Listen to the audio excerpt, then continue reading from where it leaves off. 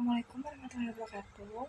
Sebelumnya, kepada yang terhormat, Kak Ika selaku dosen pengampu mata kuliah Gender dan Politik, pada kesempatan kali ini kami akan mempresentasikan terkait dengan topik dari jurnal yang telah kami terbitkan, yakni Politik Gender dan Kontentasi Maskulinitas di Media Sosial, Analisis Representasi Emil Mario di Media Digital. Adapun anggota kelompok kami, yakni saya sendiri, Shanila Misha, dan rekan saya, Ezra Kalila. Langsung aja kita masuk ke topik pembahasan yang pertama. Siapa sih Emil Mario itu? Jadi teman-teman, Emil Mario adalah seorang content creator di TikTok dengan username @emilmario69 dengan jumlah followers 7,4 miliar dan di Instagram dengan username @emilmario dengan followers 1,1 M. Jadi Emil Mario sendiri memang dikenal sebagai orang yang memiliki jutaan pengikut dengan personal brandingnya dengan menampilkan ekspresi yang feminim pada tubuh laki-laki. Jadi teman-teman, Emil Mario memang secara konsisten menampilkan dirinya melalui pilihan outfit yang lebih feminim, juga dengan penggunaan make up, gestur gemulai, atau dengan pose-pose visual yang memang lebih menekankan pada estetika kelembutan, sehingga menjadikan figur Emil Mario sendiri menarik untuk diteliti pada fleksibilitas gender di sosial media. Nah, ketegangan antara ekspresi visual yang feminim dan pemaknaan maskulinitas yang lebih reflektif membuka ruang analisis mengenai bagaimana makna maskulinitas dan femininitas dinegosiasikan oleh figur digital dalam konteks budaya, politik gender, dan norma sosial masyarakat. Kondisi ini akhirnya menjadikan Emil Mario sebagai studi kasus yang relevan untuk kita dapat menelaah bagaimana sih identitas gender diproduksi, direpresentasikan, dan diperdebatkan dalam ruang media sosial di Indonesia.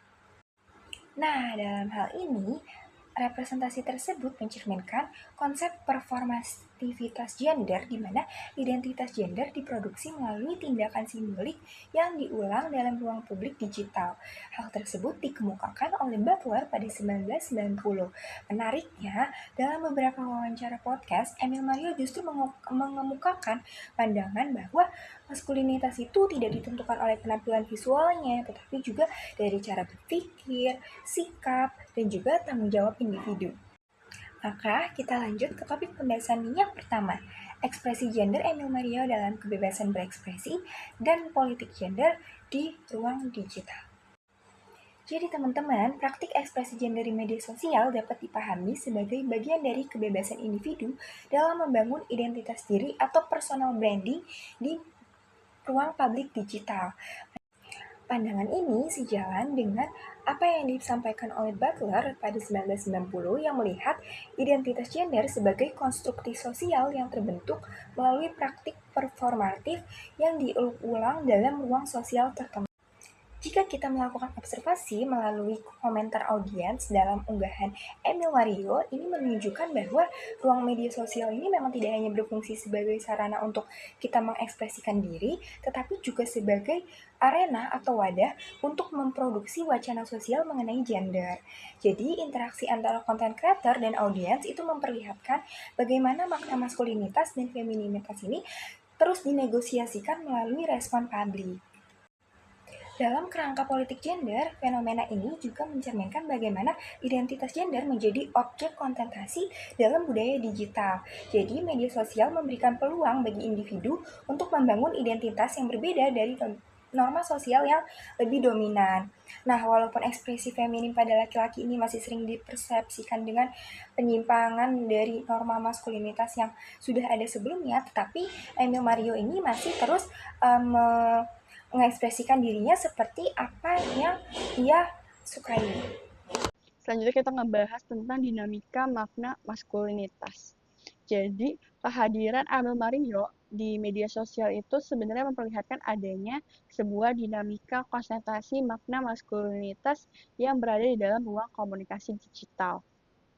Di mana kita bisa lihat bahwa setiap postingan Emil Mario yang menunjukkan sisi feminis pada laki-laki itu selalu memberikan respon yang cukup beragam, baik respon yang positif sampai dengan respon yang negatif. Di mana dari berbagai macam respon tersebut bisa kita lihat sebagai sebuah interpretasi publik terhadap pemahaman identitas yang tidak berdiri secara netral, melainkan dipengaruhi oleh konstruksi sosial yang membantu pemahaman masyarakat tentang maskulinitas itu sendiri. Nah, hal tersebut itu diperjelas oleh beberapa literatur mengenai maskulinitas yang membahas bahwa struktur sosial patriarkal itu cenderung mempertahankan maskulinitas yang rigid dan malah mengasosiasikan feminitas sebagai sesuatu yang tidak kompatibel bagi laki-laki. Nah, kenapa respon masyarakat disebut sebagai konstruksi sosial? Karena setiap komentar, reaksi, dan interaksi yang kita lakukan di dalam media sosial itu berfungsi sebagai mekanisme pembentukan opini kolektif mengenai legitimasi ekspresi identitas tertentu. Nah, dari postingan Errol Mario sendiri juga tuh uh, responnya cukup beragam gitu. Ada yang mendukung, kayak dia melihat bahwa apa yang diunggah sama Emil itu bentuk pengekspresian dirinya di media sosial. Terus yang kedua itu komen yang netral. Jadi setiap postingan Emil itu dianggap sebuah hiburan dan kreativitas personal aja gitu, bukan sesuatu yang negatif. Terus yang ketiga itu ada kritik normatif yang menganggap bahwa apa yang Emil tampilkan di media sosial itu adalah bentuk pengekspresian diri yang nggak sesuai dengan norma maskulinitas di masyarakat. Terus yang keempat tuh ada stigma atau diskriminatif yang langsung ngeklaim bahwa apa yang di Emil lakukan ini adalah sebuah bentuk penyimpangan atas identitas gender. Nah, kenapa ada komentar yang cukup beragam? Karena ternyata hal tersebut itu menggambarkan bahwa media sosial itu menjadi produksi norma sosial yang mempengaruhi persepsi masyarakat terhadap suatu identitas gender itu sendiri. Oke, selanjutnya itu ada representasi gender Emil Mario. Jadi, ketika kita melihat berbagai postingan Emil di sosial medianya, baik di Instagram ataupun di TikTok, itu sebenarnya memperlihatkan bahwa ekspresi gender feminim yang ditampilkan sama Emil itu merupakan bagian dari praktik komunikasi simbolik dalam ruang digital yang bersifat performatif.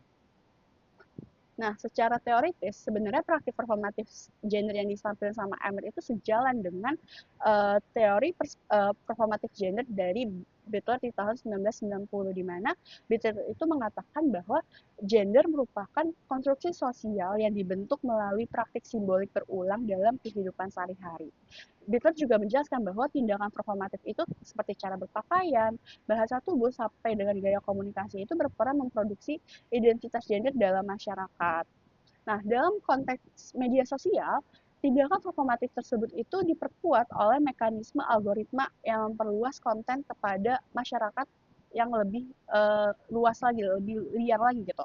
Dimana beberapa studi itu mengenai influencer kecantikan laki-laki menunjukkan bahwa algoritma platform digital itu ternyata memiliki peran dalam memperkuat visibilitas ekspresi gender yang berbeda dari norma tradisional. Nah, oleh karena itu, kondisi ini tuh menunjukkan bahwa teknologi digital tidak hanya muncul sebagai sebuah media komunikasi, tapi juga menjadi aktor yang sangat mempengaruhi konstruksi identitas sosial.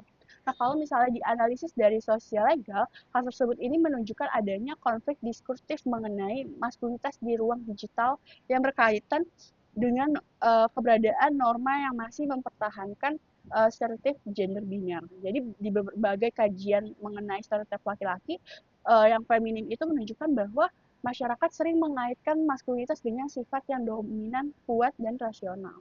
Oleh karena itu, stereotip tersebut membentuk standar sosial yang menilai bahwa ketika ada ekspresi gender di luar dengan identitas dia sebagai laki-laki, itu disebut sebagai penyimpangan dari identitas maskulin yang dianggap ideal gitu.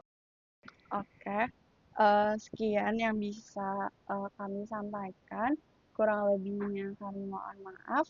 Wassalamualaikum warahmatullahi wabarakatuh.